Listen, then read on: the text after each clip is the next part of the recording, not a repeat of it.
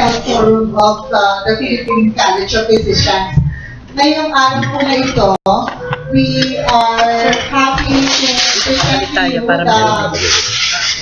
our partner also, Rotary International, together with the Quezon City Local Government, to give us a briefing on the current project about the NPP program for children in Quezon City. So I would like to turn over the program to Sir Manny. Thank you, Ms. Joyce, for accommodating us here at the Philippine College of Physicians Forum. Good morning to dear colleagues in the media. I have here with us this morning, and before anything else, District Governor Sept. He's also part of this representative. We are making today, this morning, since he's a member of the Justice Committee. They are tackling now the impeachment of President Manny Po. So here with me in the panel, I would like to formally introduce them. Is Dr.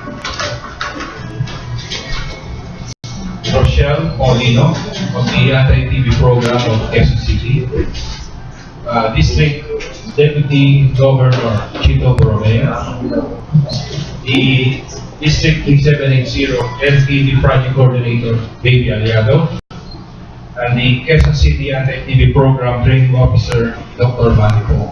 And we also have with us Ms. Grace General, the chairperson of the membership committee and the project coordinator also of the NTB program for the Rotary. At this point, we would like to turn over the presentation of Dr. Rocelle Paulino on the situation of the Quezon City Anti-TB program.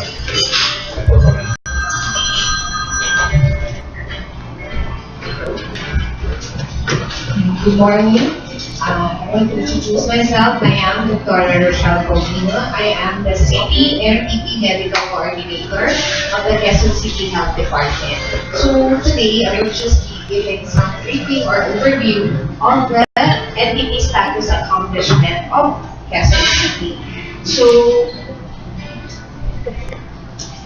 in behalf of our City Health Officer, Dr. Verdades Pidina, we're really very glad and that we were invited in this forum for us to really give TB awareness, especially and to reduce TB stigma in the community. While waiting for our slide presentation, actually, if you all know, Quezon City is one of the largest city by geographical area in the whole NCR, so National Capital Region.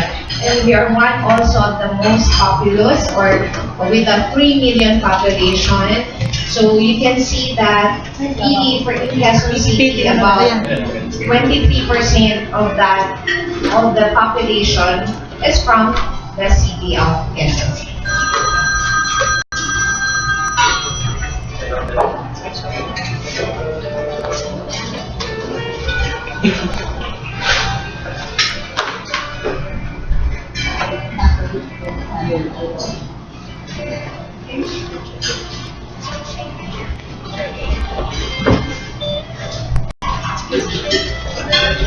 While waiting, again, we'd like to thank the College of Physicians for accommodating the Rotary International District 3780. We'd also like to thank Ms. Carla, the coordinator for the College of Physicians, and of course, Ms. Joyce Shera, for this helpful this morning.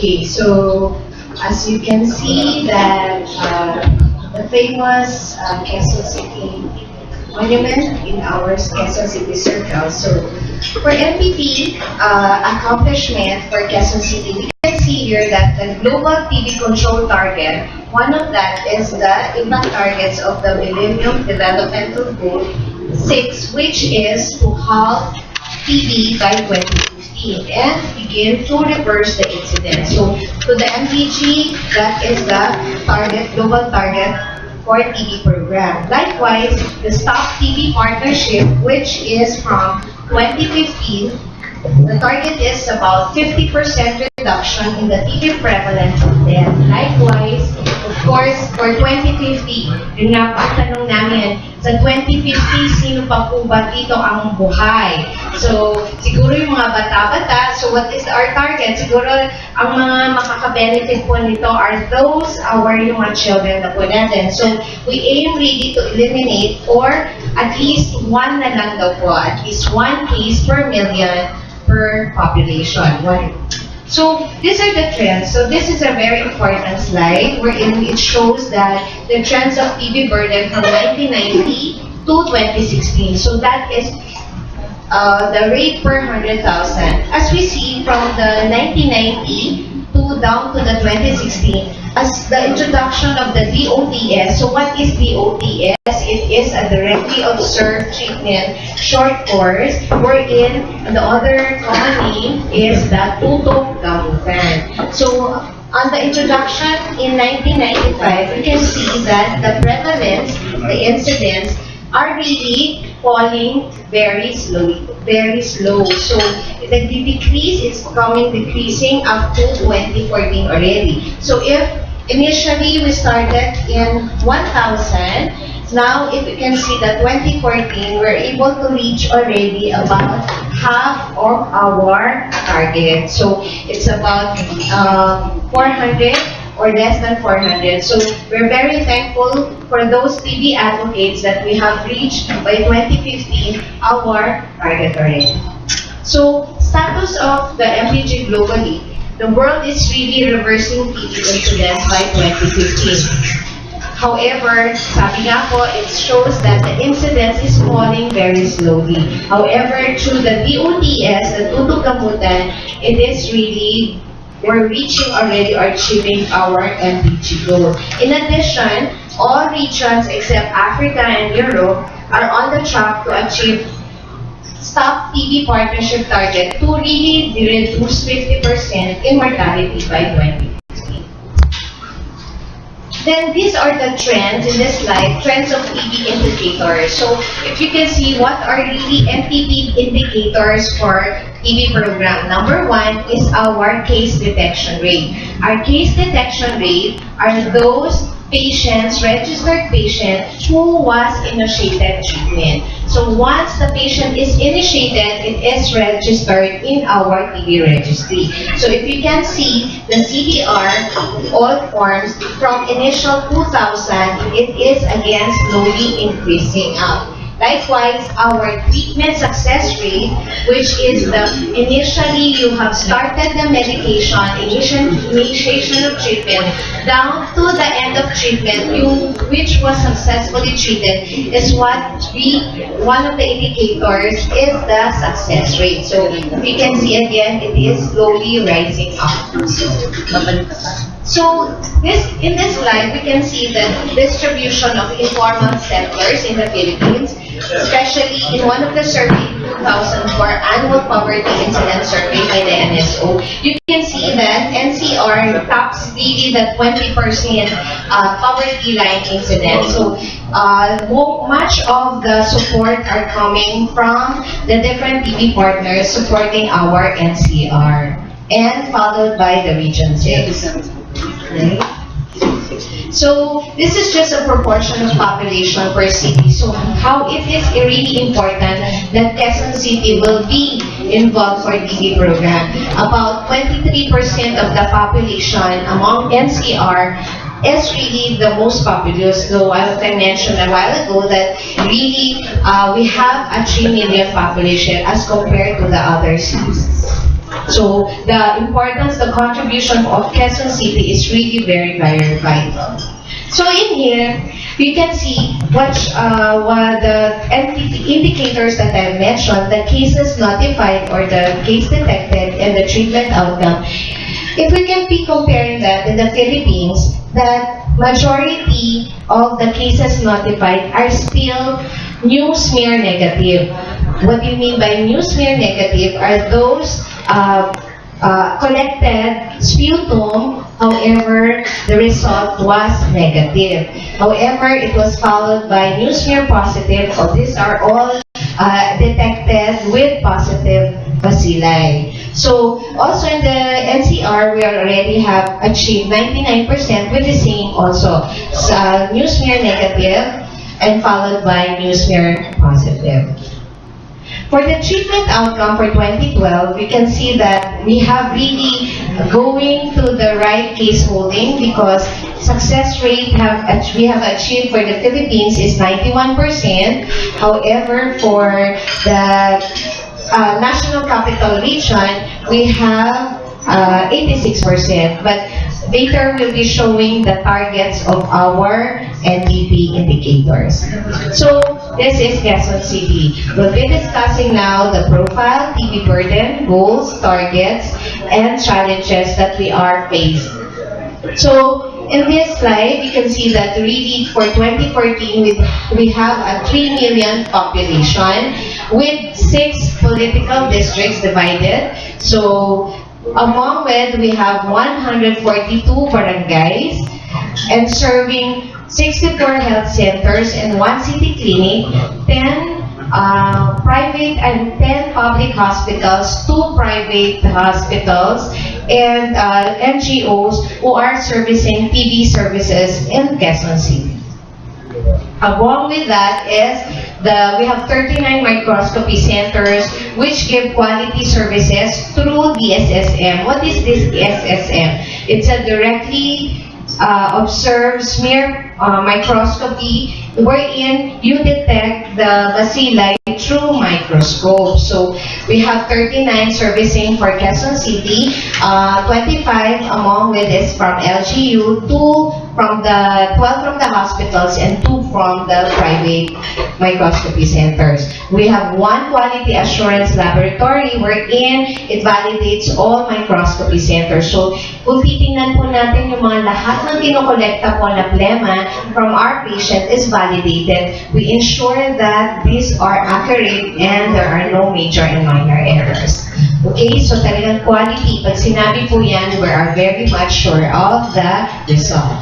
Next, we have 2 treatment centers located. What are treatment centers? These are centers which caters multi-drug resistant TB. So, ano po ba yung drug susceptible TB? These are the ordinary TB bacilli. However, when we have repeatedly drinking the same anti-TB drugs, it so happens that we complicate that we first go for the multi-drug resistant TB. So, makita po natin that we have 5 who caters for our multi-drug resistant TB. And we have 6 TB-DC teams. So, what are TB-DC teams? These are for those negative smear result with a positive x-ray. So, hindi po namin yan right away. We just don't diagnose that with, sige, bigyan ng gamot without having a TB-DC diagnostic committee for them to evaluate if the patient needs treatment or not.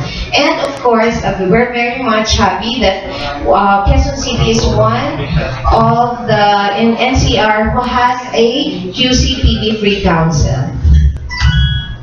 So what is the burden in Quezon City? We can see that TB still ranks 6th cause in morbidity and mortality.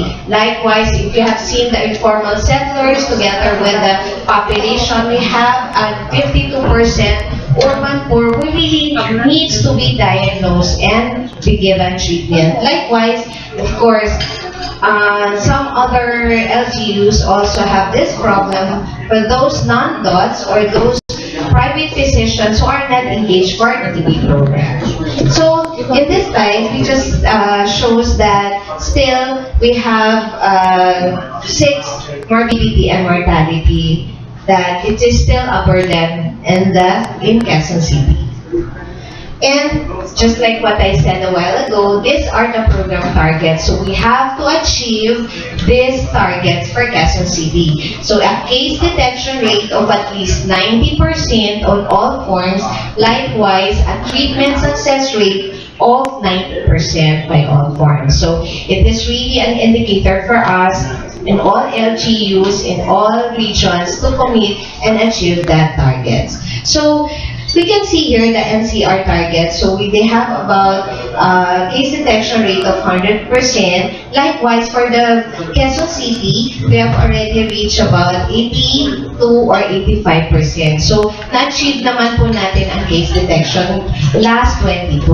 However, this coming 2013 is really a big problem because we lack about less than the ideal, which is the 90%. However, for the treatment success rate for 2011, NCR, of course, have not reached a treatment success rate of 90%, and also for Quezon City, we're lacking about few percent to reach the 90%. So there's really a problem in case detection and case holding. It's because of the more of the informal settlers, likewise the defaulters we have in Quezon City. So these are just the trend for case detection rate. We can see here that it's very notable in 2008, diba? You can see the downslide of the 208. It's because during the time that really the whole Quezon City or the whole NCR had some problems with the logistics. Okay, so if you can see, the logistics are really, if you don't have enough logistics, there will come really a problem because you cannot engage the patients to treatment. Okay, so CDR all forms, we just like what I said, all registered, we are almost there. However, still lack for the 90%.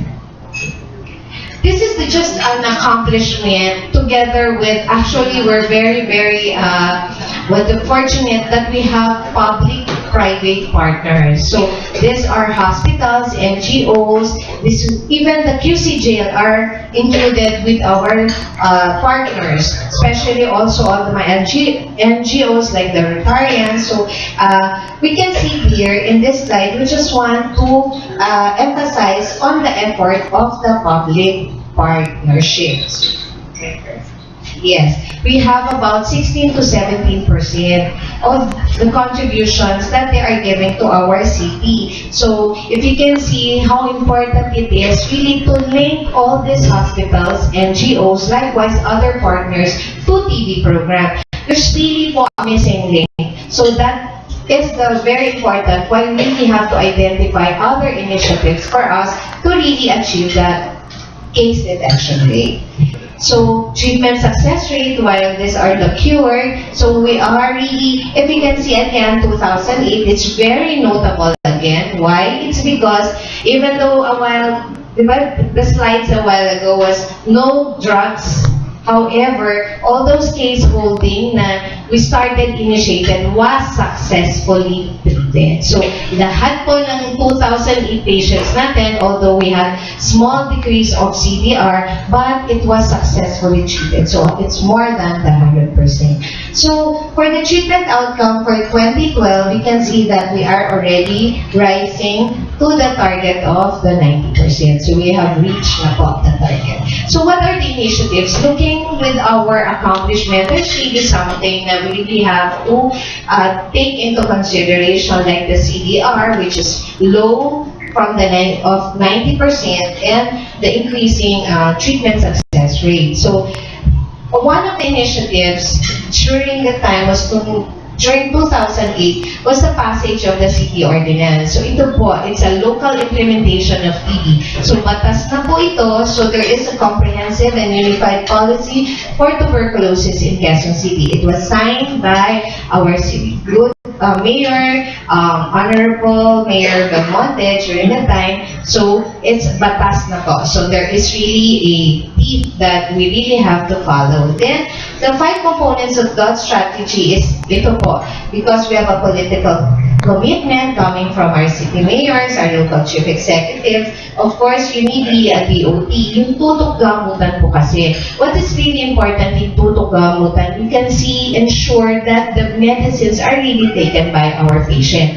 Unlike for those na we don't see, they might not be taking it regularly. So, aside from that, the recording and reporting, the effective supply or the sustainability of supply na hindi po talaga nawawalan ng gamot, and likewise, the diagnostic procedure of the direct sputum smear examination.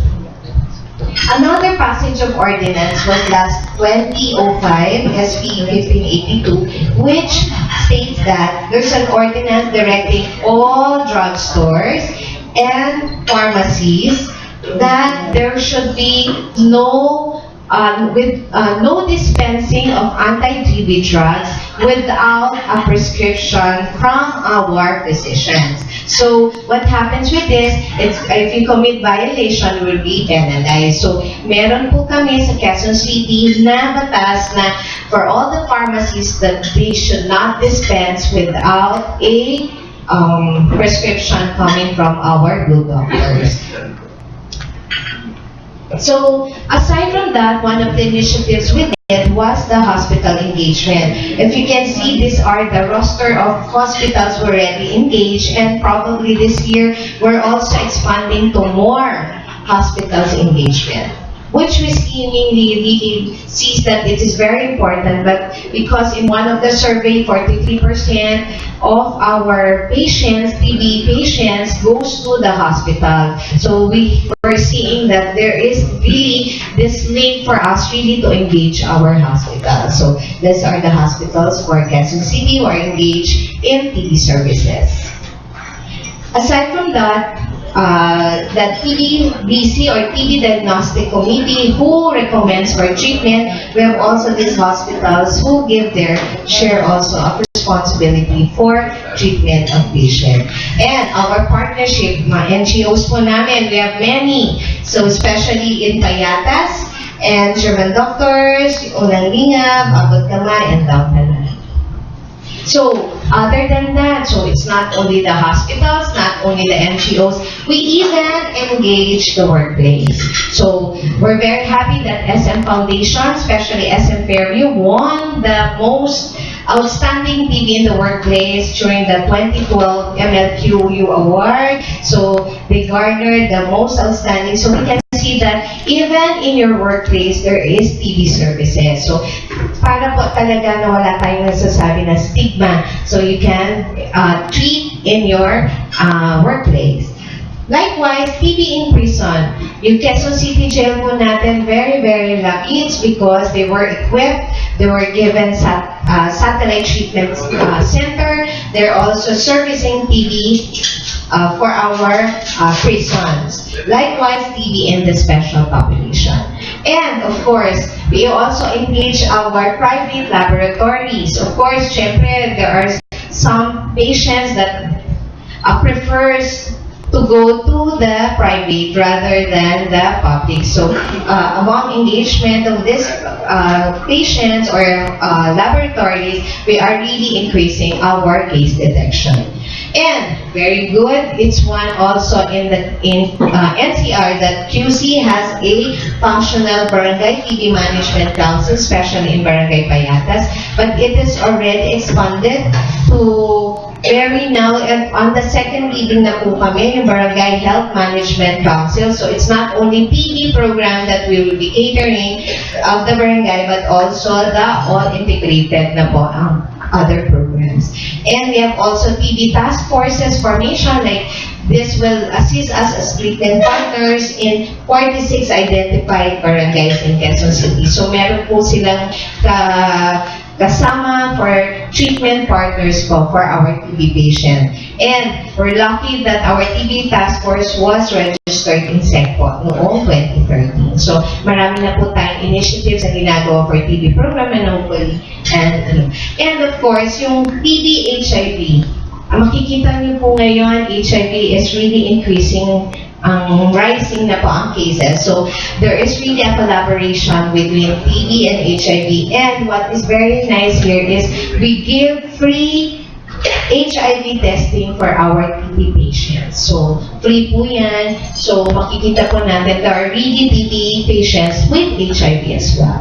So, we have the programmatic management of drug resistance. Ito nga po yung mga multi-drug na hindi na po siya gumagaling sa ating gamot. It's because they need further or second-line drug treatment ulit.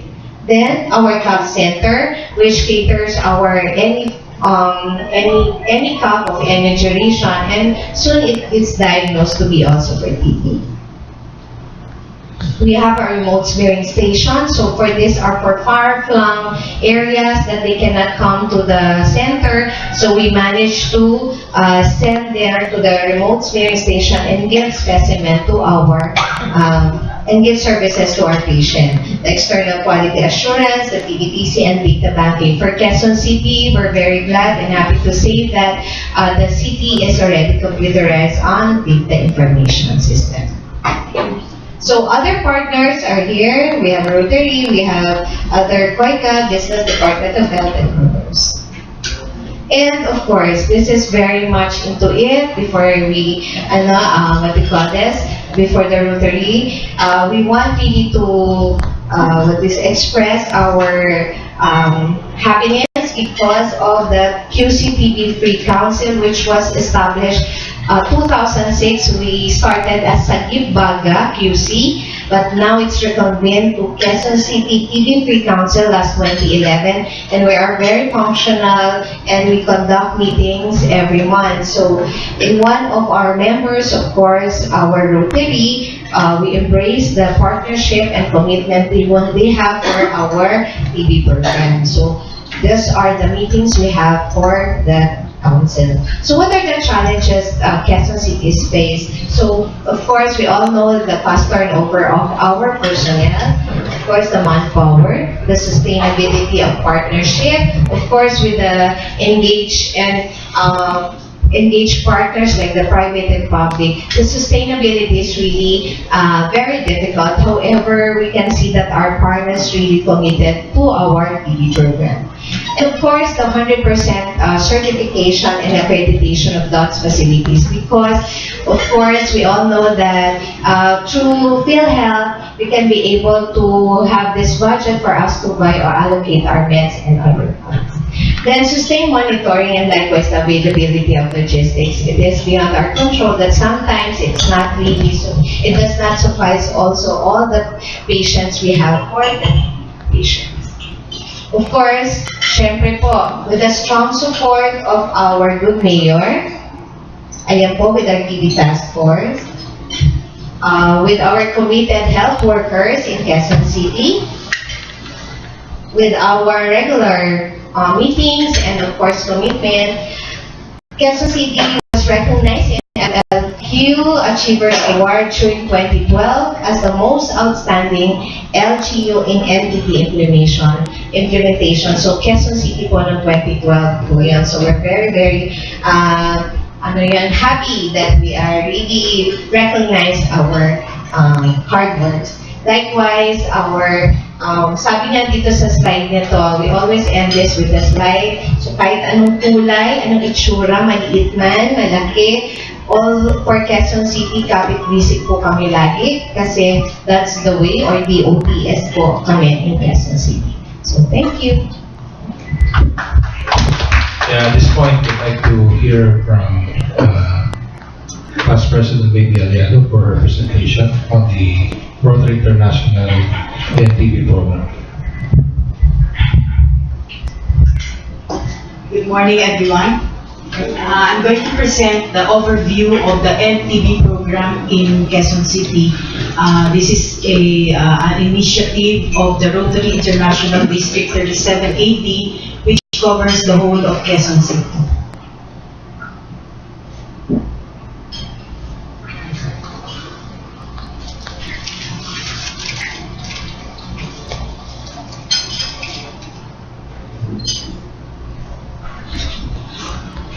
By the way, Rotary International is an international humanitarian organization which has 1.2 million members all over the world and about 574 districts. In the Philippines, we have 10 districts. And Rotary International District 3780 is the only district that covers one city. The other districts cover several cities. For the Rotary year 2014-2015, we have our District Governor Samuel Babilao Jr. has declared anti-TB as a flagship program, community service project, and we are going to implement this project in the 102 clubs of the district.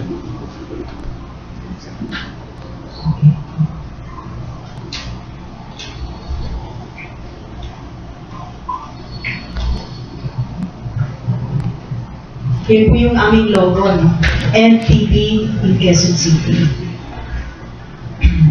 So it says, don't let TB hide their smiles. Kasi yung mga batang may sakit, nagsusuot ng mask, di ba? So, but if we cure them of TB, then we can see their smiles.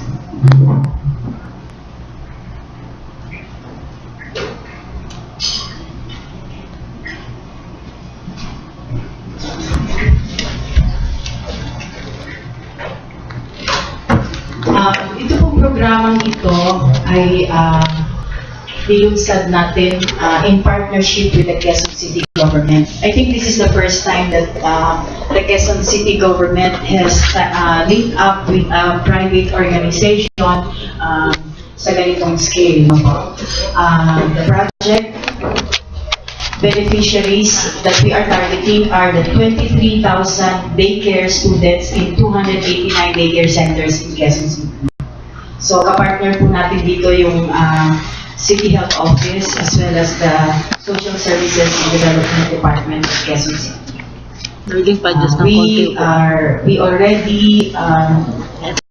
We are coordinating very closely with these two agencies. We have actually conducted an orientation seminar for all the daycare workers of the 289 daycare centers.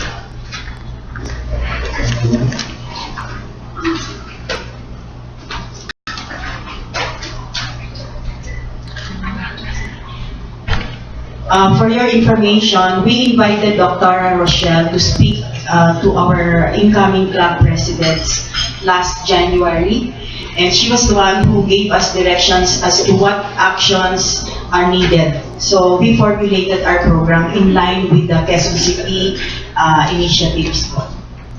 No input is detected. So, you can memorize it.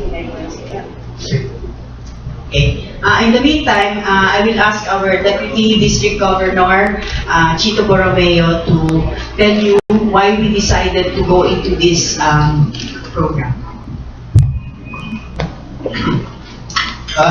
Rotary is a voluntary organization. It's involved in humanitarian services.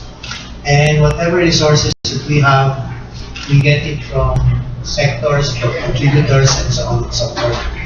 Our role in the anti-TB program, which is NTB as we label it, is to be the enabler for all of these resources to come in place. As you can see, as what was presented by Dr. Rocelle earlier, I think the government's effort in the campaign against TB is well in place. They have all the institutions, units prepared, trained, and the medicines provided for the adult TB patients. They are in place. So ano po yung kulang? Why is this still a prevalence of TB in Quezon City, for that matter? Kasi po, dito po nakakailangan lahat yung po mga sektor, katulad po ng Rotary, and particularly media. Media to transmit the message that TB is a problem in Quezon City. So that public awareness is necessary for us to be able to know that there is such a thing as an infrastructure of medicine resources or medical resources available in our health units in Quezon City. It is only the fact that people would not know that there is such a program to cure TB. So it is important that media plays a very big role in disseminating, in trying to help us make people aware of the problem and incidents of TB in our communities. Rotary District 3780, Quezon City, have about 101 Rotary Clubs all over, and we have 2,000 members. We have now engaged them to be public disseminators of the TB problem. In fact, in order for us to generate some money for this TB program, we have already launched some public awareness campaign and at the same time, fundraising campaign. If you can see, we have similar to some other humanitarian organizations like Red Cross and Caritas. We have on our own, our cans, mobile cans, where all Rotarians, 2,000 of them, were asked to be responsible for putting this in conspicuous and high traffic area para po makita ng mga tao na we are concerned with TB and at the same time people can help us gather resources for TB. So yun po ang halaga ng ating pong pagtutulungan dahil po gusto natin na lahat po sila ay naiintindihan, ng komunidad ay naiintindihan ang problema po ng TB. In our partnership with the Quezon City Government and the Quezon City Health Center, we made sure that the resources of Quezon City Government, its barangay personnel, and as well as their equipments, their sound system, and their community facilities should be made available to Rotarians who will conduct public awareness in their respective barangays. We feel that this is very important, as I mentioned earlier, because we just want to inform people about the problem of TB and inform people that there is such a lack in the awareness and lack of knowledge of these facilities made available by government, particularly the Quezon City Government. Display nga po ni Dr. Joyce kanina, Rocelle, I'm sorry, there are such establishments, institutions already created, and I think the delivery and the infrastructure available to treat people with TB ay nandoon na. Kailangan lang po sabihan sila. And to take out from those people yung stigma of not having themselves checked or them to present themselves in health units para po nahiya sila panahon po na naitiis sila. So yun po yung unang-una naming tinutukoy dito po sa NTB program. Yung pangalawa po ay dito po ang kakulangan ng ating pong lahat ng sektor sa TB dahil po sa child TB ay wala po namang readily available na medicines. No? Meron po tayo sa adult patients. No? So kami po sa Rotary Club of Quezon City, para po makapag-umpisa kami to enable all the other sectors to follow suit, no? Ang ginawa po namin ay nag-target po kami ng aming tutukuing sektor, yung pong daycare centers ng Quezon City. Yung daycare centers ng Quezon City ay, ito po ay mga eskwelahan ng mga 3 to 4-year-old children na malamang-lamang po ay galing po sila sa mahirap na sektor. Ito po yung libreng preschool na piniprovide po ng Quezon City, at sa dahilan po nga na hikahos at pamumuhay ng mga bata at ng mga magulang dito sa daycare center, ito pa nga sa katunayan ay binibigyan po ng pagkain araw-araw.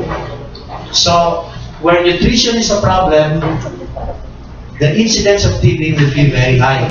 So, doon po kami nag-concentrate for our year, 23,000. Ang Rotary organization po ay may tinatawag po naming voluntary contribution to the Rotary Foundation. The Rotary Foundation po is an international fund of all Rotarians all over the world, including Quezon City Rotarians. We contribute to that fund for humanitarian purposes. But that contribution to that international fund is not only for the other countries, but specifically for those who would want to apply or avail of that fund in the country where it originally was distributed. Kaya po yung Quezon City, nag-apply po kami at binigyan po kami ng pera ng Rotary Foundation. At ito nga pong pera na ito ay gagamitin namin para sa pag-detect ng mga bata na mayroong TB, particularly in the daycare centers, 23,000. At pagkatapos, kung ano pa ang sobrang pera, ay gagamitin po namin sa mga gamot. So yun po ang contribution po ng Rotary Foundation Fund, which we are now getting and which are already in our hands actually, that fund. Ang hinahabol na lang po namin ay yung gamot na kailangan namin kung sakasakali po matapos namin ma-detect yung mga bata. From our original target, from that 23,000 children that we have, akala ko namin mga 15% lang po ang pwede pong magka-TB na bata. Kaya nang nag-conduct po kami sa 4 na daycare centers, parang pilot, umakabot po sa 50% ng mga bata ay may primary complex TB. No? So, kung titingnan niyo po, sa 23,000 na mga bata na aming i-detect, ng mga lahat po ng mga Rotarians sa daycare centers, siguro mga kulang-kulang sa 10,000, 8,000, may 10,000 ang pwede po magka-TB. So ano po ang problema nito? Ang problema nito po ay ang gamot na kailangan niyo po ay take 5,000 kada isang bata.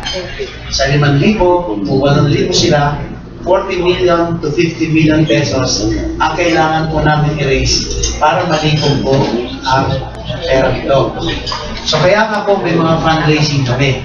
At incidentally, we also had a partnership again with the local government that they too will contribute some of the medicine requirements that we need for the initial target beneficiaries, which are the daycare center workers.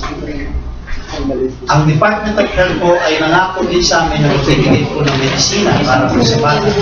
Ang DSWD ay sinulatan na po sila ni Congressman Pagdilaw at ni Speaker Belmonte at sila na tutulong din po dito po sa NTB.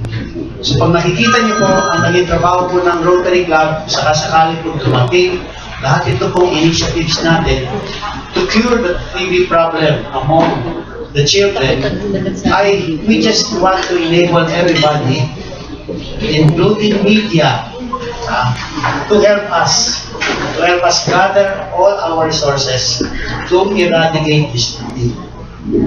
Minsan po tinanong kami, bakit po NTB yung programa ninyo?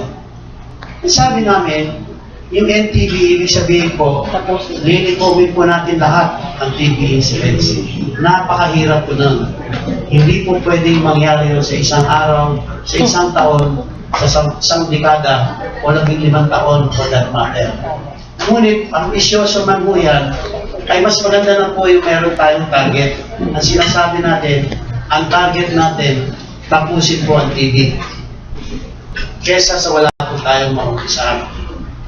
I remember when I was a young Rotarian, na-introduce po sa akin ang programa ng Rotary International ay End Polio.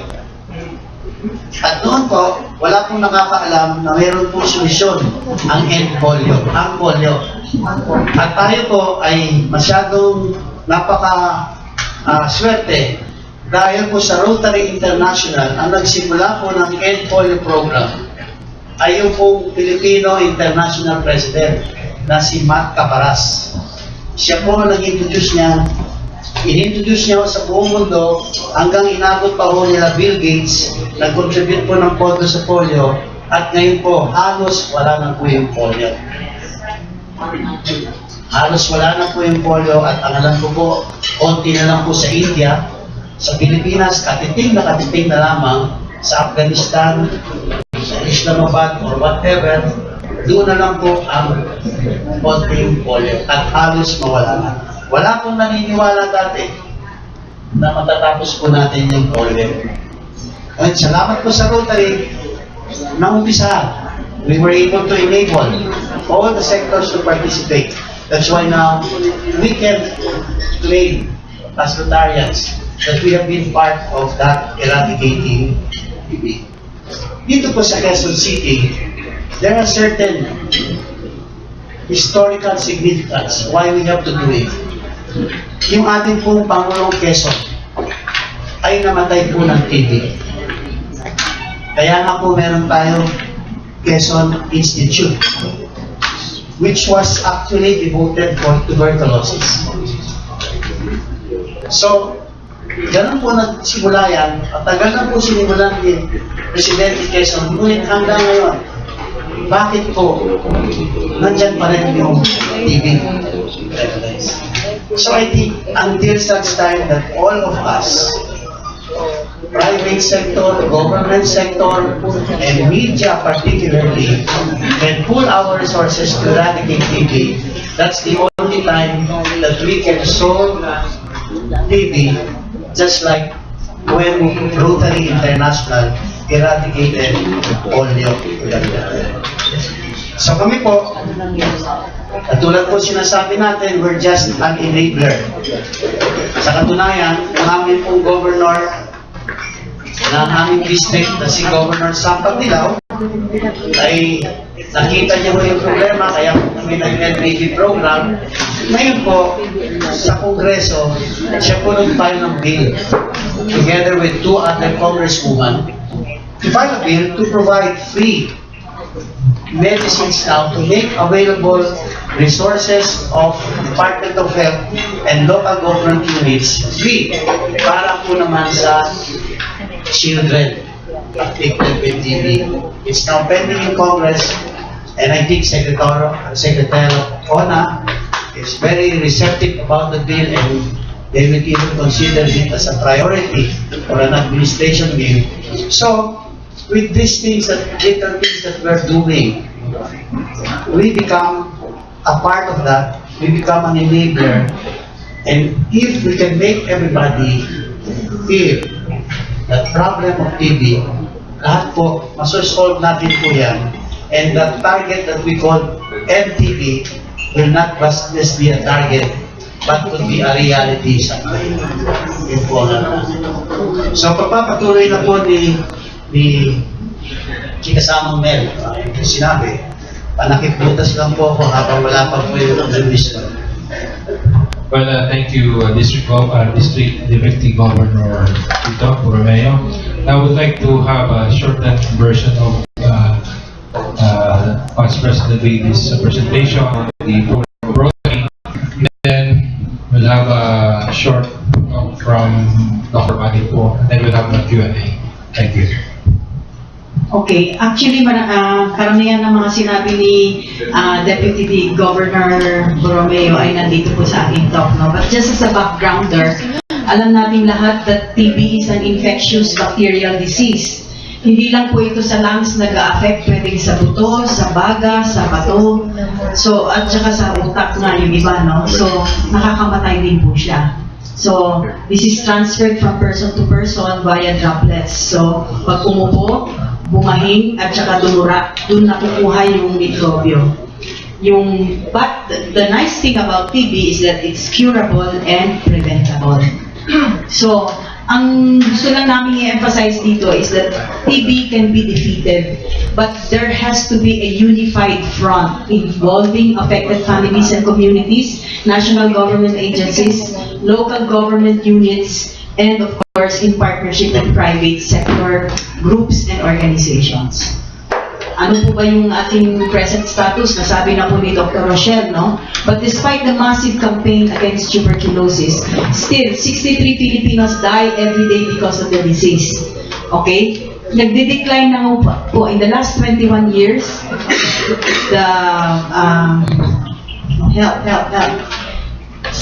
the incidence has declined, no?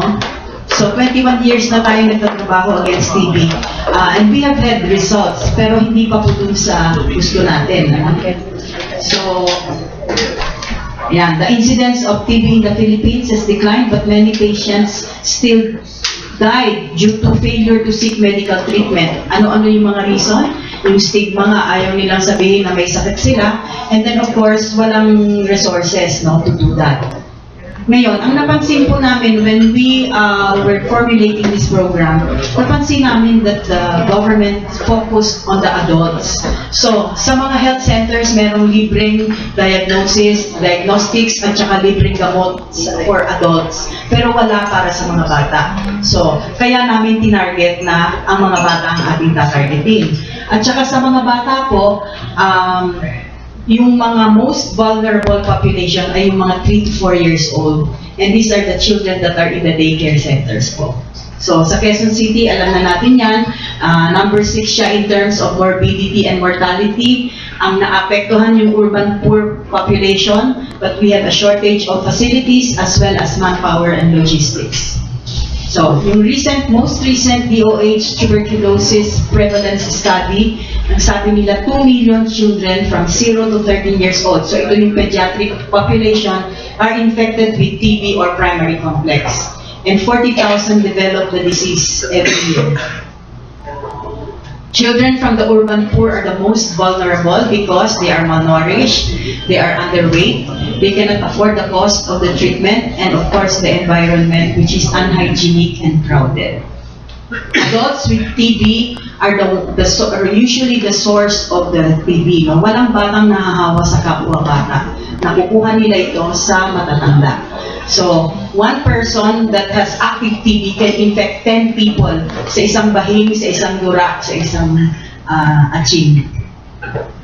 So, ito po yung ating NTB program sa Rotary. We have 3 components. The first one is information dissemination. The second one is adult referral. Kasi nga meron ng mga libreng gamutan sa mga health center. We just have to identify them and refer them to the proper health centers. And finally, yung aming focus is the provision of screening and full course treatment of children in the 290 barangay health care centers. Ano yung objectives natin? One is to identify children from the daycare centers of Quezon City who are afflicted with TB or primary complex and provide free medicines for their treatment. All our initiatives are aligned with those of the City Health Office. So, gagamitin din po namin yung DOTS, DOTS. We will prevent reinfection by requiring, so pag meron kami nakitang positive na mga bata sa aming daycare centers, we will require them to have their adult household members to also go for check-up. Kasi useless po natin silang gagamutin kung mahahawa at mahahawa sila sa mga matatanda. And then we have to educate the parents of the need to treat TB, prevent recurrence, and proper health and nutrition, personal hygienic and sanitation measures. Then we are linking up with various national and government agencies, as well as non-government organizations and private sector groups at the local level to support the program. Yung mga doktor po, amin din pong hinihingian ng tulong, so they help us in the check-up of the children. We will encourage community leaders to support and participate, so we already have this forum. We're asking you, the media, to please help us in our information and awareness campaigns. Okay, timeline namin po. What we did after Dr. Rocelle talked to our district, we formulated our own district anti-TB program and started staffing. We have linked up with the QC TB-Free Council and we sit as one of the members now. In April, we attended a strategic planning workshop that was sponsored by an international organization addressing TB. In June, we already started coordination meetings with the different government agencies, City Health Department, Social Services and Development Department, the DOH, and the SWD. So, last July 7, we issued forms to the different daycare centers. So, nag-issue kami ng 300 master lists and then 23,000 letters to the parents na may mga questionnaires po doon at saka consent forms. Binalik po sa amin ito after 2 weeks But before that, we conducted an orientation seminar for daycare workers and teachers para alam po nila kung ano yung papel nila dito. Basically, we will be using them as treatment partners. Sila po yung magbibigay ng mga gamot dun sa mga bata. Tapos last July 28, we formalized this and launched the program by the MOA signing between our district and Mayor Herbert. August 15, nagkaroon kami ng lay forum. Ngayon po, nasa implementation phase na kami. Namely, that we are already doing the physical examination of the children. From there, we will be able to draw up a list of children that have to be screened. Tapos after that, mag-i-screening po tayo so that we can come up also with the list of children that will be treated. So as Governor Chito said, ang expectation namin dati 2,000 lang sa yung expected namin na target, but now it might be 6,000 to 8,000. Ganun kadami po ang ating i-screen at saka i-treat ng mga bata. So medyo malaki po ang incidence dito sa yan. So ito na po yung mga na-schedule namin check-up sa Nag-ano po kami ng at the same time, naggagawa na po kami ng database. Ito po yung importante kasi ang dami ng mga TV programs na ginawa, pero wala akong tracing, di ba? So importante, we have a basic database of the children that we are screening and treating, and then follow up po yan. Okay? After the program, pa-follow up natin after 1 year kung nag-reinfection ba o kung talagang okay na yung mga bata. The reason we are targeting also these children is because pag hindi po natin ginamot yung mga batang yan, ito yung mga matatandang papasa ng kanilang sakit sa mga bata. Okay, so it's important na gamutin na natin sila ngayon. The other one is that hindi na sila magkakaroon ng komplikasyon. Yung iba po nagkaka-TB meningitis, which is nakakamatay. Yung iba nagkakaroon ng TB sa bato, TB sa baga, ay sa sa liver. Okay? So, lahat yung po, sa lahat ng sakit, ito po yung sakit na nakaka-apekto sa buong katawan ng tao. Okay? So, yan. Pagkatapos po namin gamutin, every month, we will weigh the children and see if they're responding to the medications. Tapos mag-repeat check-up after 2 months at post-treatment evaluation sa April. Ito po minimum 6 months treatment, but it can extend to 9 months depending on the response of the child to the medication. Okay? So, yun po yung aming programa. We hope you can help us disseminate the information and that you can help us also spread the word that TB is curable and preventable and that there is no shame in going through treatment. Thank you po. Best John. Yes. Good morning po. I'm from DWAL, Jubilee Guzman. So ko lang po matanong, kasi marami po akong cases na laman din sa mga OFW especially, na meron po silang TB pero na-cure po at nagkaroon doon ng peklat. Yun po ba ay pwedeng bumalik? Gusto ko lang po malaman kasi nagkaroon po sila ng medication for 6 to 1 year. Opo, yun po ang kahirapan ng TB kasi bumabalik siya. Hindi gaya ng mga ibang sakit na nagkaka-develop tayo ng immunity at hindi na tayo nagkakasakit ulit. Umuulit at umuulit po. Depende sa nutritional status, di ba? Kasi yung TB nandyan lang yan, yung bacteria nandyan. Pag bumaba yung resistensya ng tao, then pwede kang magkasakit ulit. Okay? Kung bumalik po, yung po bang medication na ginagawa nila before, ay pwede po nilang ulitin yun since na yun pa rin po yung usually daw na nire-reseta sa kanila. Uulitin po yun, unless hindi po nila kinumpleto yung gamutan last time. Kaya very important dito that you complete the 6-month treatment. Yung iba, after 2 months, maganda na ang pakiramdam, stop na nila yung treatment. That's the danger of developing the multiple drug-resistant TB. Kasi pag hindi mo tinapos, parang antibiotic, kung 2 araw mo lang ininom, 7 days dapat yon, di ba? So nakikilala na ng mikrobyo yung gamot and they are developing a resistance towards that medicine. So pagka ganun po, multiple drug-resistant TB, kailangan meron ng pang-4 na gamot, injection. Okay? So mahal yan at saka hindi available all the time. Kaya yun ang important. Yeah, I want to congratulate your group kasi napakaganda na advocacy ninyo na sana po ay huwag kayong tumigil hanggat merong maitutulong. At saka sana po maimbitahan ho namin kayo sa mga grupo ng mga seafarers and OFW. Salamat po. Actually, it's one of initiatives also. Like for 2015, we'll be scaling up po for our workplace. So, pwede po we can get other partners po who can be. We're very much willing po to share all this TV information kasi we're really reducing the stigma, of course, in the community. Sana po all these people will be really engaged for treatment once they are diagnosed. So an early detection and an early treatment is warranted talaga po for them really to be QC-free, TB-free QC. Thank you po. Thank you. Okay, thank you. We'd like to hear some words from Dr. Manny Po, and we'll have the Q&A. Thank you. Okay, magandang umaga po sa inyo lahat. Nabanggit na po ni Dr. Allado kanina, ano po yung mga ginagawa na namin. Pero ano po pa yung tinitingnan namin sa bata pag i-examine namin? Unang-una po, tinitingnan po namin kung may mga sintomas sila, no? Unang-una po, tinitingnan namin kung mahina silang kumain, no? Mababa ang timbang. May history po sila ng upo, tumatagal ng 2 linggo, nagdadagdag po ba siya, no? So may mga sintomas po na tinitingnan namin sa bata, no? Ngayon po, asat ng sintomas, tinitingnan din po namin sa questionnaire namin kung meron po siyang contact. Ibig sabihin, may kasama pa siya sa bahay na nagkakaroon sa TB.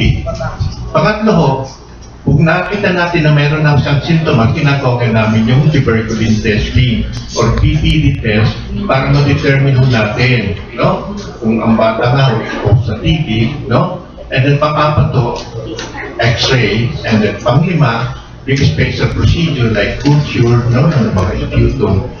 Kasi hindi pa sa mga bata, hindi katulad ng adult, marunong silang tumahan, no?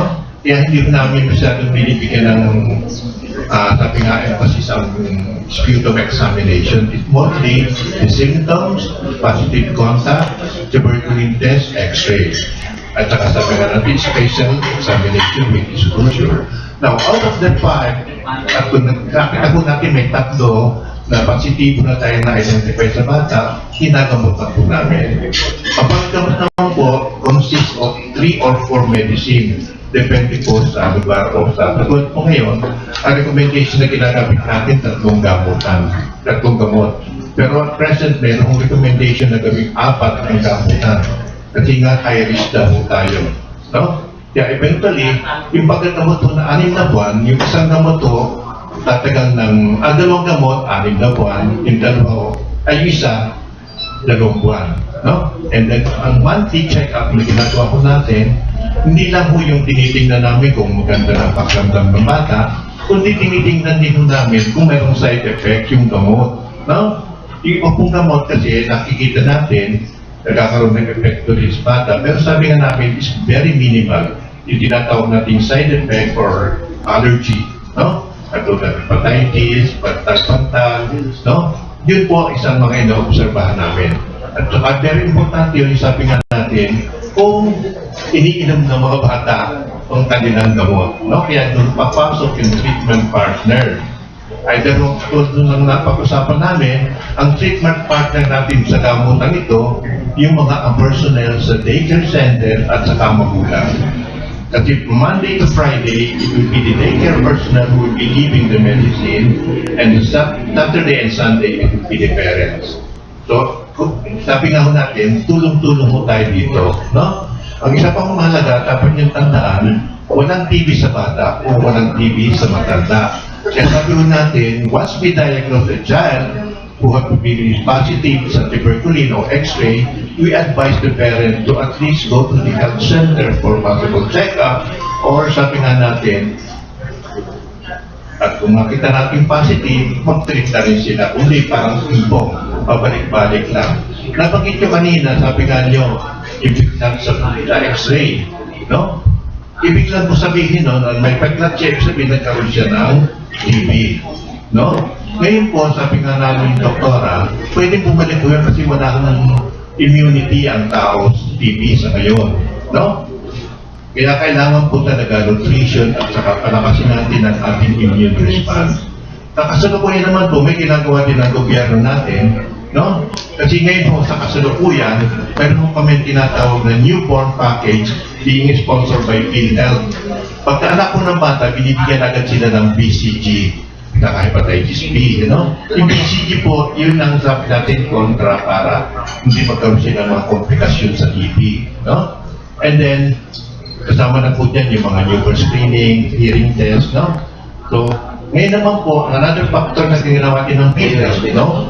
Kung sila ay, ang parents nila ay PhilHealth member, so dependent to yung anak nila, they could avail of the TB package. Meron na sila sabihin nyo sa mga can-afford, they could avail of this, no? Lalo na sa mga center, sa private sector, pwede silang kumuha ng libreng gamot doon, no? Yun ang kaya ini-encourage natin yung private participation ng mga hospital. Kasi yung iba ho, ayaw nilang masabi na may TB sila, so ayaw pumunta sa center. So yung iba, sabi na natin, encourage them, go to the private hospital. So sabi nga, medyo discreet, no? Hindi sabi nga, nagugol ka sa mga kapitbahay, kasi sabi nga sa mga kapitbahay, the enigma of having TB, hindi pa rin natin mawawala, no? Pero sabi nga natin, kung dapat ang gamutan natin, wala hong magiging TB in children, no?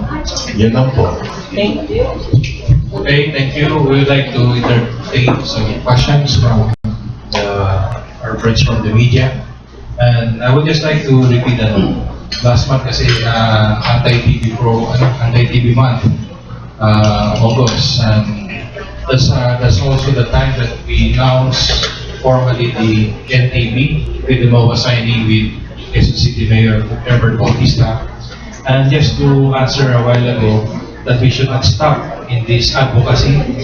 In 1979, as stated by Deputy District Governor Chito Borromeo, the End Polio program was started in the Philippines by the only Rotary International president to become Filipino to become Rotary International president, Manny Po. We launched during his term the End Polio, and you see it's very close to being eliminated. So this is also the dream of the NTB program being launched here in Quezon City, District 3790, and we would like to make it as a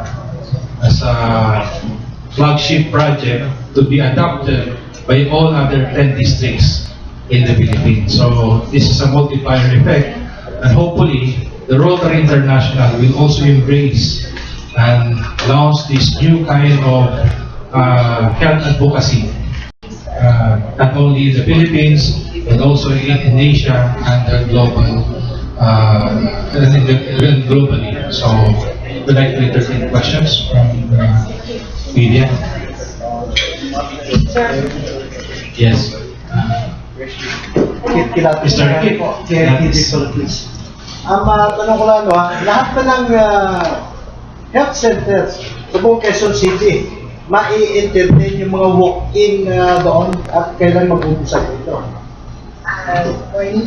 Actually po, all the health workers po in all the health centers po are capacitated and trained for the TB program. Definitely po, actually po sir, it's just not very new. Actually, matagal na po itong TB program. Ever since the 1990 po na introduction of the OPS, it is up to now, at present, meron po talaga. So, all patients, all clients, lahat po ng kasong may pasyente na umuubo po ng 2 linggo pataas, you can consult po at your nearby health centers. Isang concern ko ng mga residente, ano ba? Yes, sir. Kadalasan daw sa mga health center, walang doktor. Right. Opo, ganito po yan. Kasi syempre po, there are times po talaga, especially in one of the slides po kanina, what were the challenges? Our doctors, we're using doctors po. But there are nurses po din, there are health workers to attend to the needs of the, we don't need po na doctor just to, there are nurses, midwives who can also diagnose and put patient into treatment po, definitely. Sa may lamang tanong po, kasama dun sa binanggit nyo, dun sa pag-determine, sa diagnosis diagnosis ang X-ray. Libre po ba ito? Actually, sir, in terms of, kasi po ang X-ray po is not a diagnostic tool for what we call this diagnosing treatment of TB. So, TB rather. So, ang pinaka-primary diagnostic is the DSSM, sir.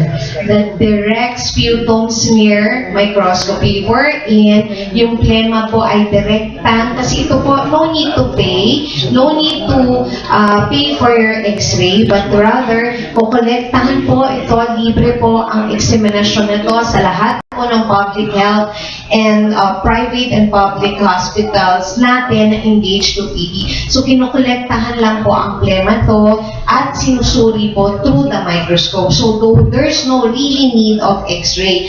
As long as there is a warranted na need po, that's the time we request for X-ray. X-ray po is not definite of TB. Meron po na X-ray minsan, pag binasa po, kasi it is on the eyes po ng objective po yan. So, pwedeng isang doktor can diagnose TB sa X-ray, pwede yung isa hindi po nakikita may TB. So, the definite po diagnostic tool for diagnosing TB is the sputum exam. And that's available Very much.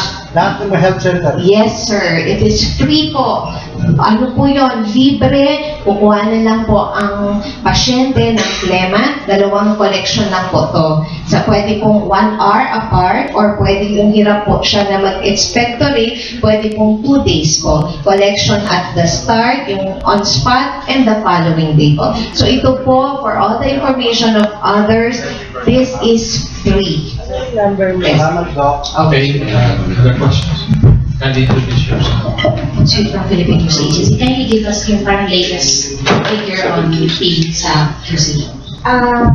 Just what I mentioned sa TB burden, it's TB still po ranks 6 po causes of morbidity and mortality. So makita po natin na talagang actually TB program is matagal na pong program by DOH and also our local government. However, for QC, there are really programs for adults and for children.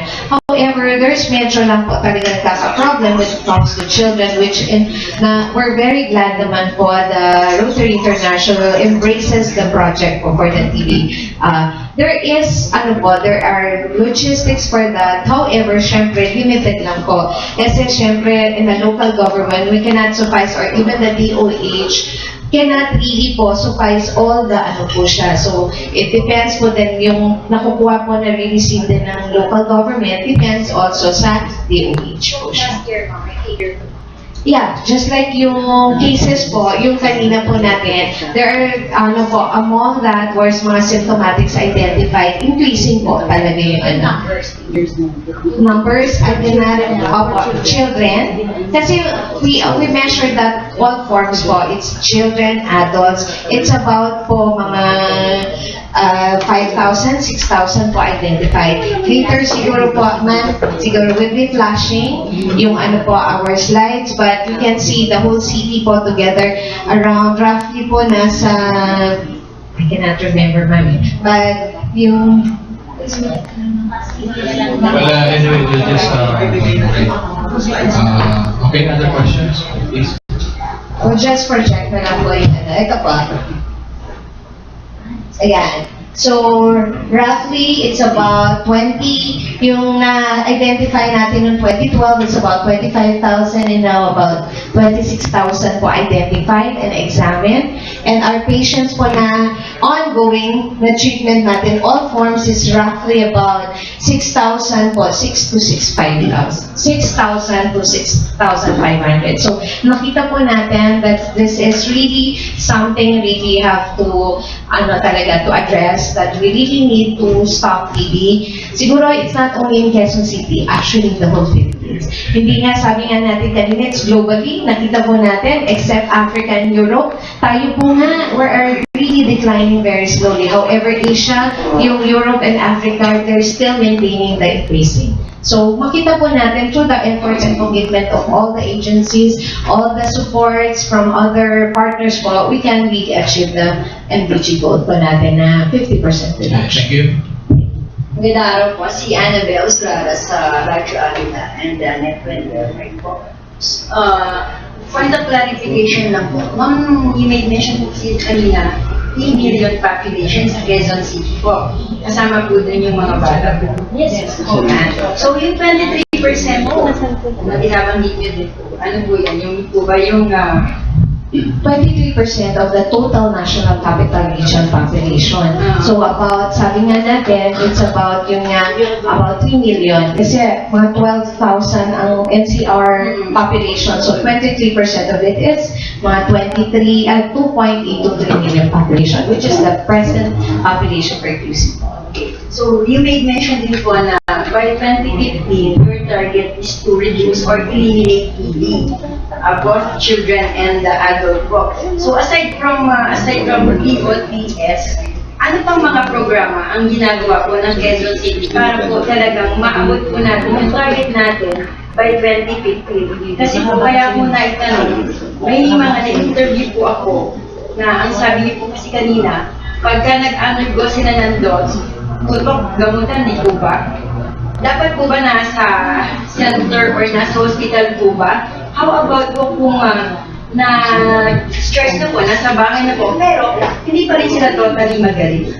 Second question po, meron pa last question. Sumandali mo. Tapos po, sa Rotary po naman, kayo po ba yung nagbanggit na anti-TB flagship po ninyo, yung program, tama po? So, bakit po TB lang? Meron pa naman po ibang mga sakit sa bata. For example, DAS, nakakamatay din yan, di ba? And yung dengue, di ba? Thank you po. Okay. So to answer your question, ma'am, actually yung 3 million population po talaga is yung QC as of the population for this, ano po. So there are health center and sabi nga po natin, ano po ba ang talagang tamang gamutan just to reduce, para po mawala tayong risk of developing multi-drug resistant TB is yung po talagang tutok gamutan.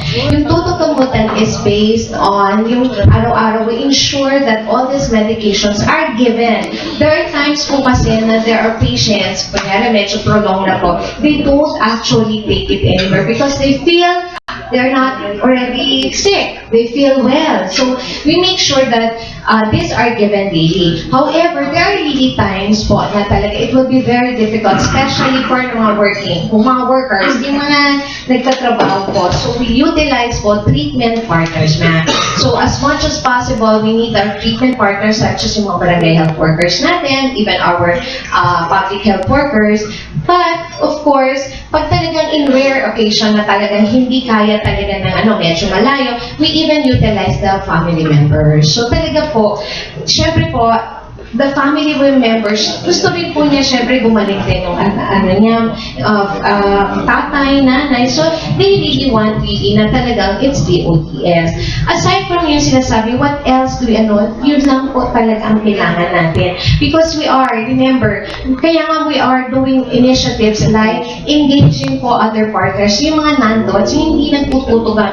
Meron po tayo kaya nga na-initiate po natin na drugstores. There are some who are still self-medicating. Remember, kung ayaw nila uminom sa center, ay, mukha na nga ito kasi araw-araw naman po pala, hindi naman pwede. It's because I am working. So, they will look for other alternatives and they try to buy in the drugstore. That's why we are limiting this, meron po tayong ordinance na no giving of anti-TB drugs without a prescription. So yun po one of the initiatives. And other than that, for linkage like yung sa hospitals, na na-admit, and apparently madi-discharge na siya.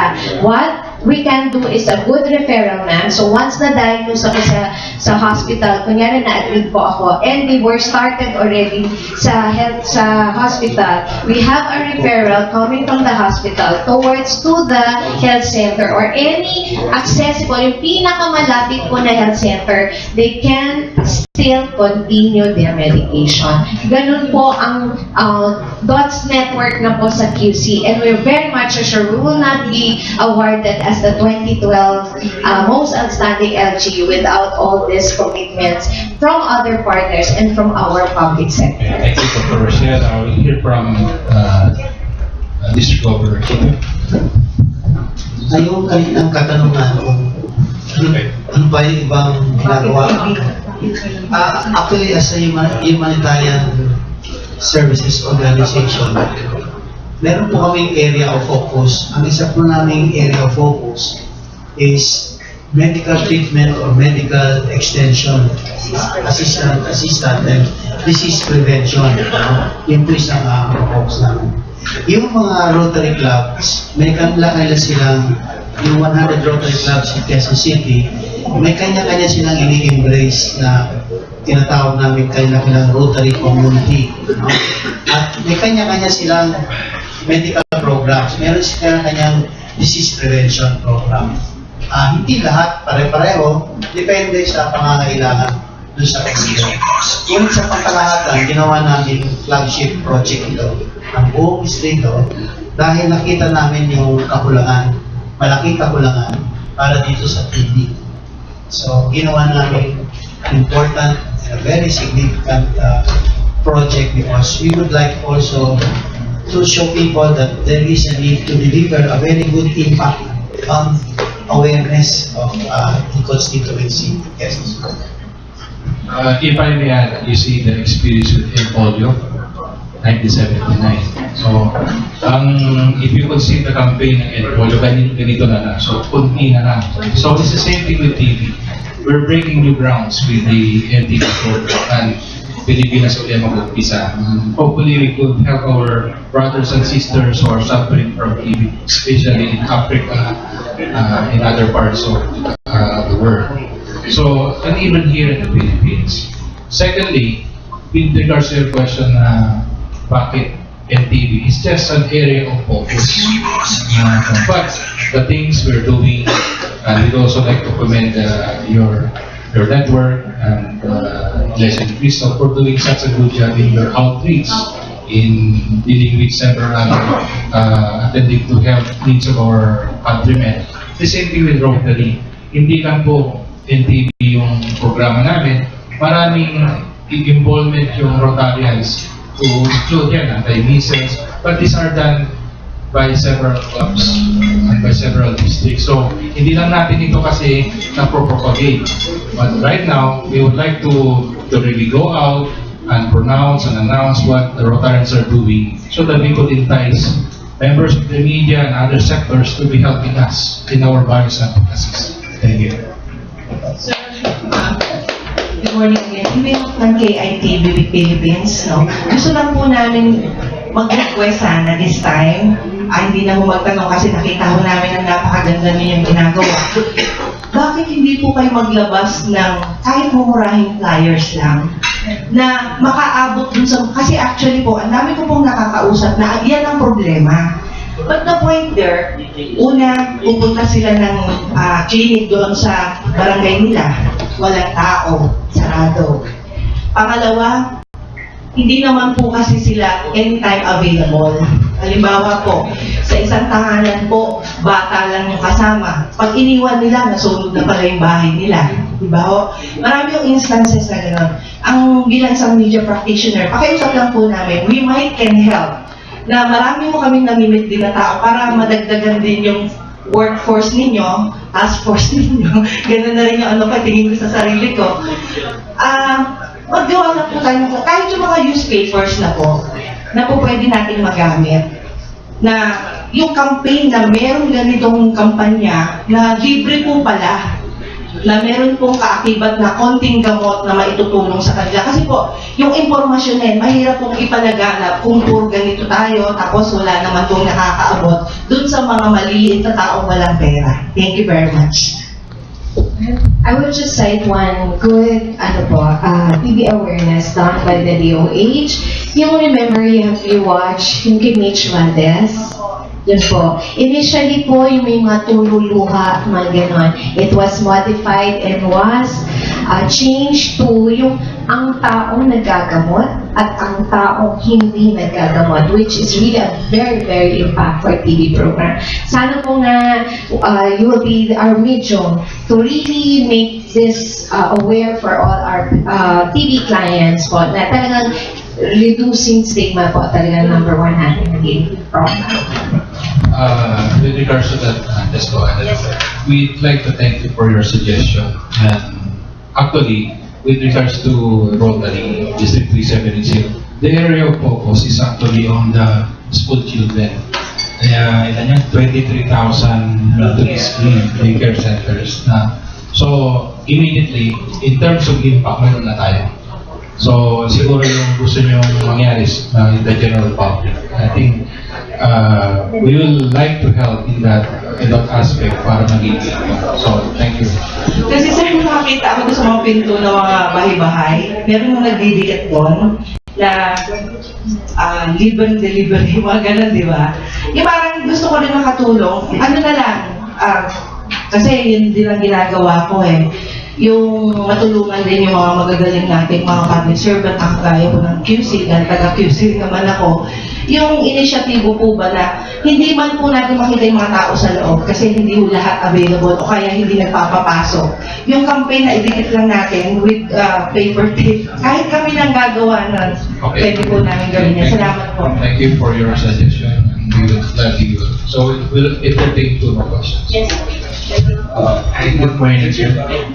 I'm Andre here from Philippine Star. Maybe Mr. Borromeo can answer your question. So may I ask, how much is the budget for the project? Well, when we initially started this, we said that we need about 10 million pesos. But with the incidents that we have discovered, I think we will need about 50 million all in all to cover all the children and to cover also the administrative cost in doing public awareness and referral of adult TB patients.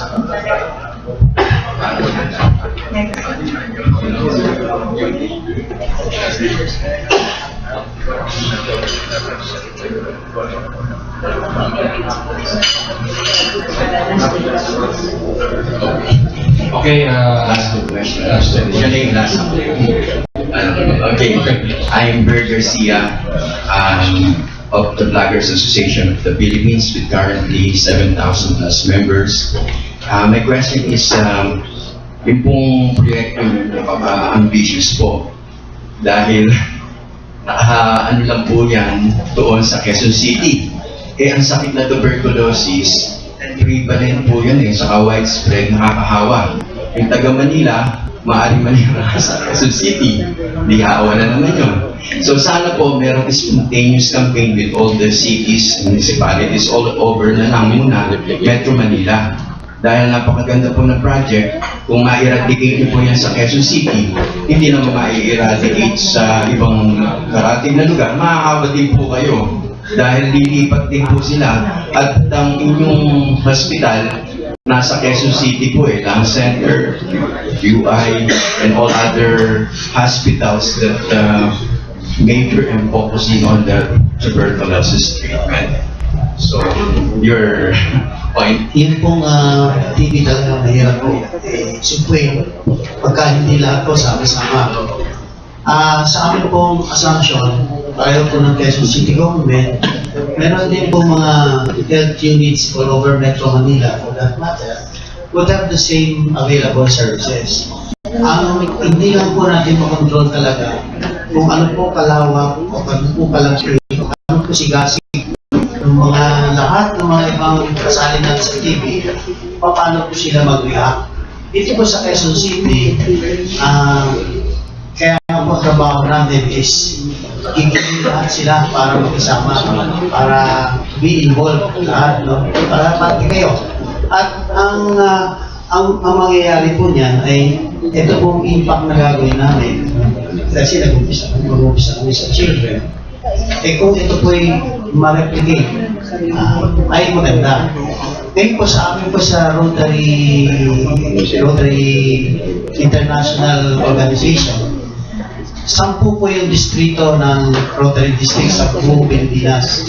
Kung sinimula po namin itong TV campaign, ay yung mga ibang distrito ngayon ay nagsisimula na. At nung isang araw, nung isang linggo po, bisita po namin yung RI President Gary Wang, kay Juan. At natinig niya po itong programa na sinimulan po sa Quezon City at marahil magiging programa rin ng Rotary sa buong Pilipinas. At baka nga ito na yung magsimula nung maging end goal nyo nung nakaraan ng evento. At lalaki po na So last question. Kasi nga po, nagtagumpay yung polio dahil kaakibat at kasama niyo doon si Secretary kay Pagbier, di ba? Sabi niya, DOH anti-polio campaign. Sana dito, si Secretary Ona, maging flagship din niya po yung anti-TB campaign. Di po ba? And then, ang pahapon po doon, since nandiyan po yung record, 23,000 in Quezon City, hindi po natin alam yung ibang lugar. Sana po para ma-arrest po natin, i-stop na dun sa record na yun, magkaroon po tayo ng dissemination, flyers or folyeto, kung paano po maiiwasan man lang yung TB. Para yung pamilya, alam po nila ang gagawin, hindi na po dumami yung record na nasa statistic na meron sa akin. Yeah, thank you so much. Every single step or every act that we make, pero umpisahan po natin sa inyo at itatap natin yung subscribers niyo sa vlogs niyo. We have 7,000, so that is a multiplier effect. So we'll give you some materials, Vice President Baby Allado, para let's spread the good news about ending TB in the Philippines. Just to answer for the question na po na, ano rin po, actually, it's not only Quezon City that this happens, TB program. Sir, this is actually a nationwide. Even all the, kahit po, ano yun, tawi-tawi, apari, yung lahat po na yan, it's all implementing TB program po. So, in fairness sa DOH po, that is readily available po in all public facilities. Thank you. Pastor Gutierrez, yung naging isang problema ay kultura natin na like kung ikaw ay nag-tumubo 2 to 3 months, after 3 weeks, ayaw mo magpa-pumunta sa isang doktor, magpa-analyze if you have a TB or not. So meron po ba tayo gagawing programa para ibahin yung ganyang klaseng kultura? Kasi ang puro nakikita kong programa in terms of yung development communication tools na nilalabas ng gobyerno ay ang pag-take ng gamot ng diretsuhan, but nothing about early detection and para mag-improve yung pag-improve ng detection natin and sensitivity. Opo. We recognize that problem po. In fact, di ba sinabi namin, that is one of the big factors why people don't consult with the stigma. Ngayon po, meron po tayong mga iba-ibang strategies to do that, no? Number one is, of course, information drive. Kasi nga, hindi dapat ikahiya because nagagamot at pwedeng i-prevent, no? And that you affect other people, you spread the disease, so dapat parang sense of responsibility ng individual to go for treatment, no? Number two is now there is a strategy to use yung mga ginamot na ng TB to be the spokespersons. So para bang nagkasakit ako ng TB, tingnan ninyo ako ngayon, I'm productive because I was cured. So parang nagiging positive yung approach natin, no?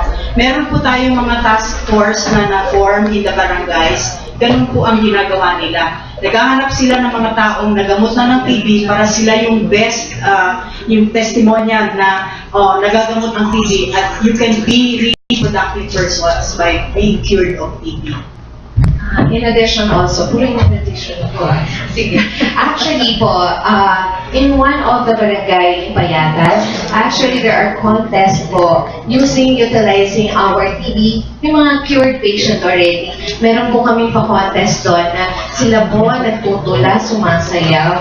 It's just a matter of testimonials po na para makita po natin na don't really worry of TB because nakakahawa lang to kung ikaw ay, yun nga, mahina yung resistensya and others. But actually po, the DOH is already, we're expanding, we have it already in Quezon City, yung CAP Center. If you have read kanina sa slide, actually hindi lang po yung ubo na nagtatagal ng 2,000 at pataas, but rather any duration ng upo, pwede po sila mag-secure or mag-consult sa health centers natin, and it will be expanded to other districts po. So yun po yun, makikita natin, it's not only TB, but we will cater other lung diseases also. Para po hindi sila matakot, hindi rin po sila konting upo lang, they can go and consult at the nearby cough center. Sa Rotary naman, last question ko, ano po ang timeline nila dito? And yearly ba, ano bang inyong mga success indicators? And since you are working in Quezon City para sa programa nito, bukod sa Quezon City Government, are you also going to include, kasi dito yung Lung Center of the Philippines, they also have a TB program para mas ma-consolidate yung programa na ito. Plus, for example, you're going to screen for 23,000 school children. That's going to be very expensive. And dito rin naman ang UP, and they have well-funded TB detection program. Eh, maaari ba natin gamitin yung mga existing resources para naman mas strengthen ang programa? Actually po, meron na po tayong network, no, with all the hospitals, with all private and public organizations, kagaya ng pinresent ni Dr. Ang ano po natin is to mobilize all available resources to achieve our goals. Lahat tayo nagpatungo doon, di ba? MTB. Yung Lung Center po, siya ay member na rin ng QC-TB3 Council. Itong QC-TB3 Council, kaya nakipag-link up din po ang Rotary International is because they are the ones implementing the National TB Control Program. Okay? Meron tayong targets for Quezon City, meron tayong national targets. So, tayo po ay naka-align dito. Iisang objective natin is to end TB in the Philippines. Okay? So, yung ating mga initiatives po, in a small way, umpisahan natin dito sa Quezon City, the other districts all over the Philippines are also looking at us, no? Parang pilot kami sa Quezon City. And they are all already willing to do the same program for their districts. Ganun po yun. That's a very good suggestion. And actually, before the press conference, yung health forum, we were talking to Ms. Carla to tap the College of Physicians Foundation. So, yung suggestion niyo po kanina is very much welcome. Siguro formal networking and agreements with this existing, not just because they're part of the council, but yung direct, so that they will be directly involved in this LTB campaign. Yung tungkol naman sa Rotary, tanong ninyo, since we have started this as a very challenging project, I'm sure as an enabler for this one, we would also enable the succeeding leaders of Rotary to do the same.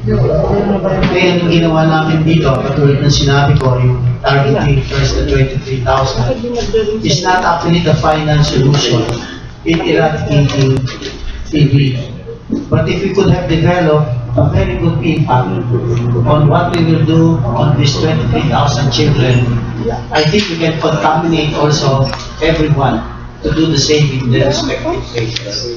So ito yung essence ng public awareness, media campaign, and I think finally, kung aabot pa tayo dahil because of the problem adult TB, nandiyan na lang yung resources, hanggang umabot tayo dun sa family relations. Maganda kasi sila yung may influensya sa mga pamilya nila na makakapagsabi sa mga kapag-anak nila na magpag-abot tayo. So, ito proseso, at least I think in Quezon City and as Rotarian in partnership with the city government, we are starting a very good relations, and I think we could see that the impact of this would be contaminating to all. Okay, last two questions. Hi, yes. I am also a Rotarian, the best president from a different district in Makati, Rotary Club of Makati, District. So, good morning to other Rotarians, and this is a nice project of the Quezon City District. So, my first question, I'm also from PT before. I host the show there. My first question is, how are you going to gauge whether or not the project NTB program would be successful, given that there's only 1 year for you to implement this, or will this be a continuing project?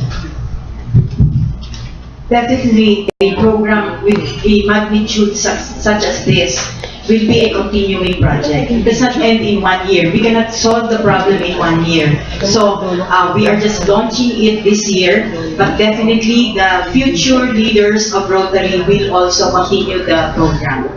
Okay. Actually, just as a trivia, the Rotary Club of Makati started this movement way back in 2004.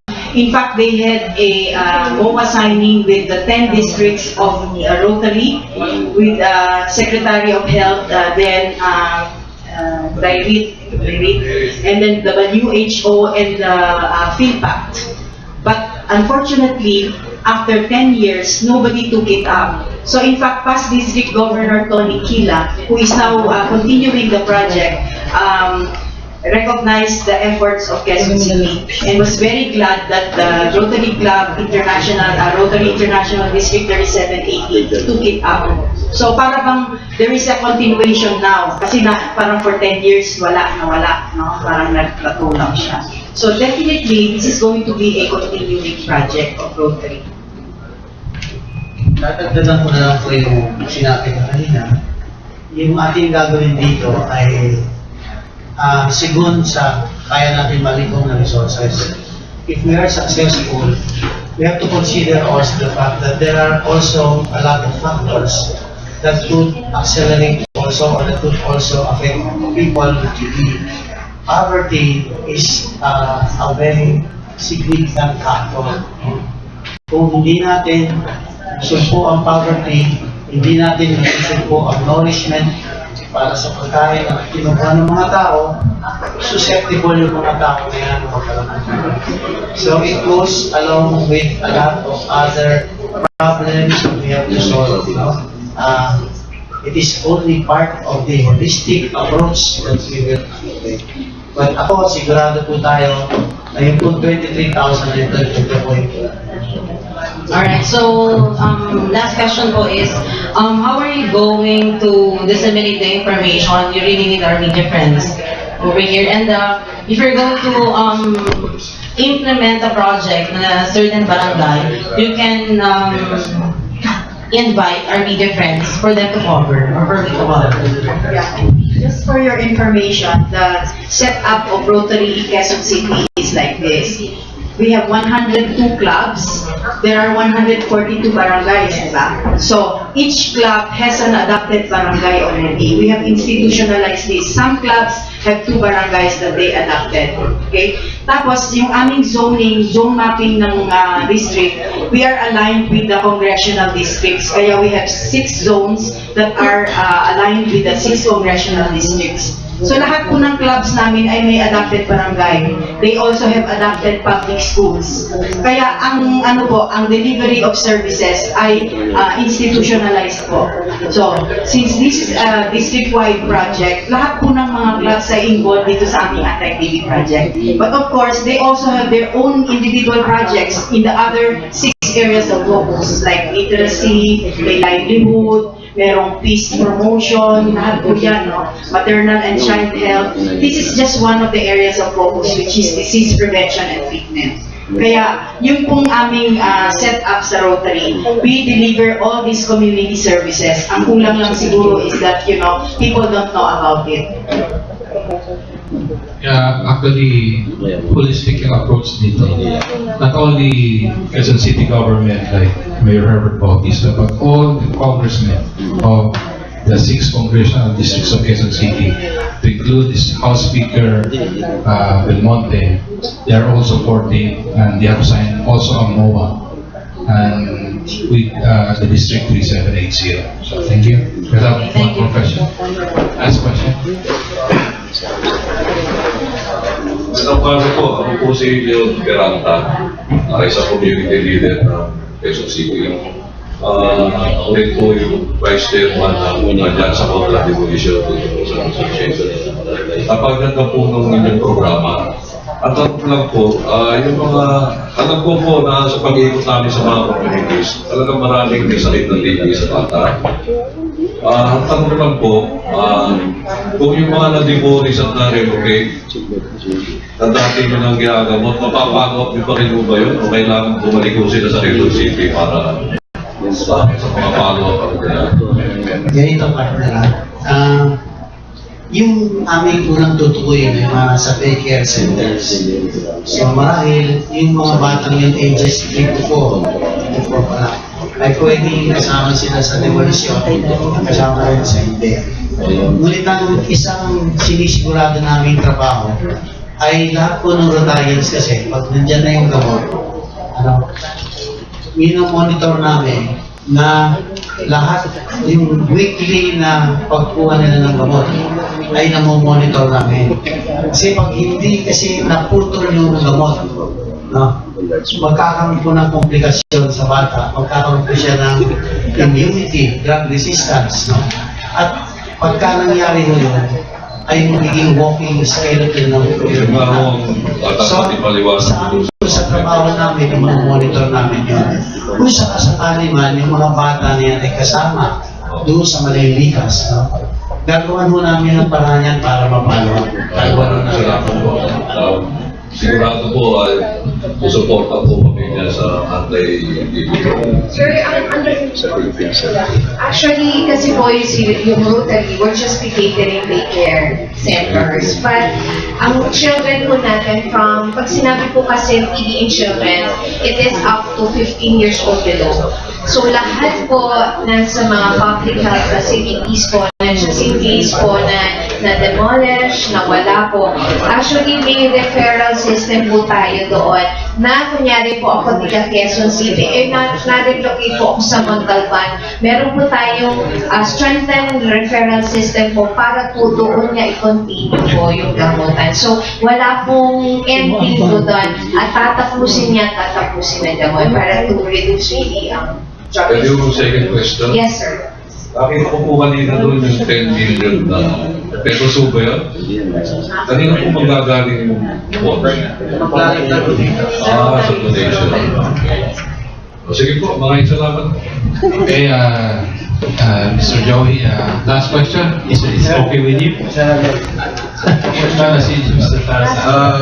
Good morning. This is not a question.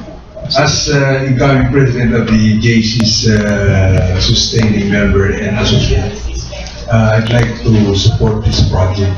Actually, mga kasama ko sa JC's ito, kaya very noble ito project na ito. So, asahan ninyo ang tulong namin. Kasama na yung mga senior citizens. Nandiyan po si Director. Thank you very much. Thank you, Mr. Joey Sarsa, for your support. He's a fellow JC. And Mr. Kit. Okay, Dr. Rocelle, napag-usapan kasi yung monitor. Saka sakali yung may reklamo sila. Hindi rin bawa.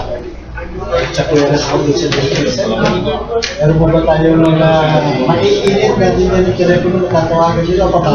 Yes, actually, may mga hotline po tayo, sir, from Quezon City Health Department. Kulang po, sir, pasensya, memorize eh. But, we will, actually, iba yung civil service, mga arta-arta, they already, pag may mga ganun po, nagsisend po sila. But we have also, pag may mga isolated complaints po, we have po yung, actually po, dinidirect po nila Office of the Mayor. Meron pong, point number, yung po doon namin. Pero, actually, sir, we're really avoiding all those, sana po, ang maganda, may makukuha naman po tayo ng magandang dialogue. If just in case, mga patient po na yan, talaga pumunta sa health center at talaga pong mag-ano po sila. Kasi there are times hindi po yung miscommunication. But sana we will prevent all this kung talaga po mag-usap na maayos kung talaga, hindi naman po natin kailangan i-elevate, but siguro po, the physician itself would answer po that. Wala ko kayong balak na specific task force, monitoring task force for this particular project? Yes, the task force, meron po kaming TB Task Force Association.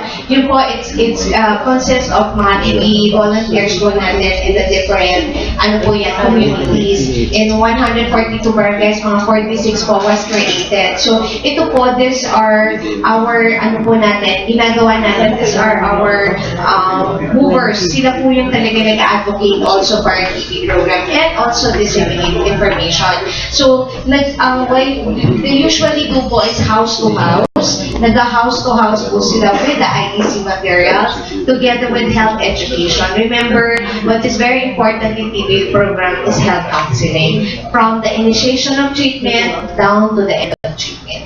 Yun po, we will not lose the patient as long as there is good counseling. Okay, We thank will you. assure you. We'll hear some words from Dr. Manny Po. In relation to the sabi nga ninyo, dapat may rally tayong paalam tungkol sa gamutan ito, no? For your information, mayroong national organization tayo dito na tinatawag natin PILCA, no? Yung Philippine Coalition Against Tuberculosis. Which fortunately, our district is also a member.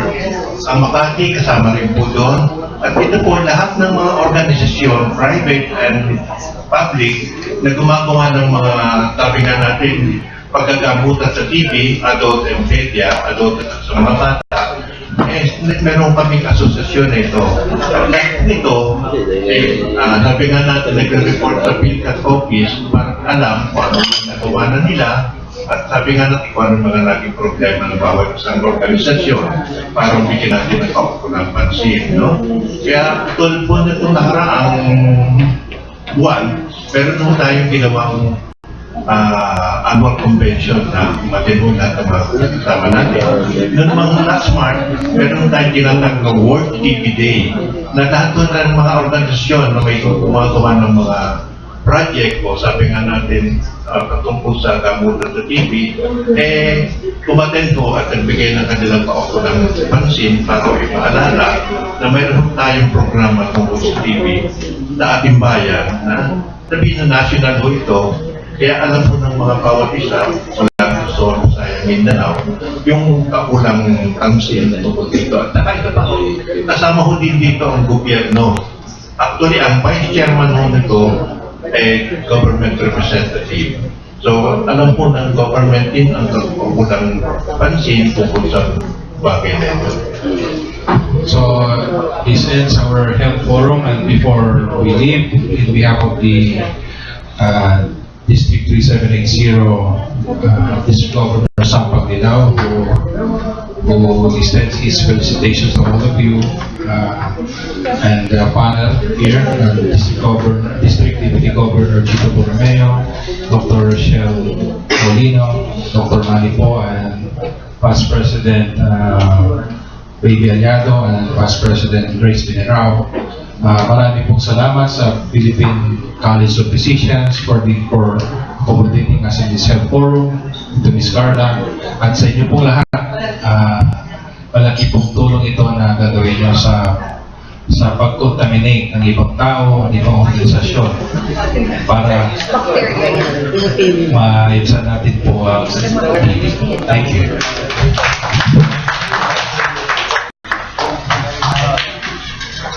Thank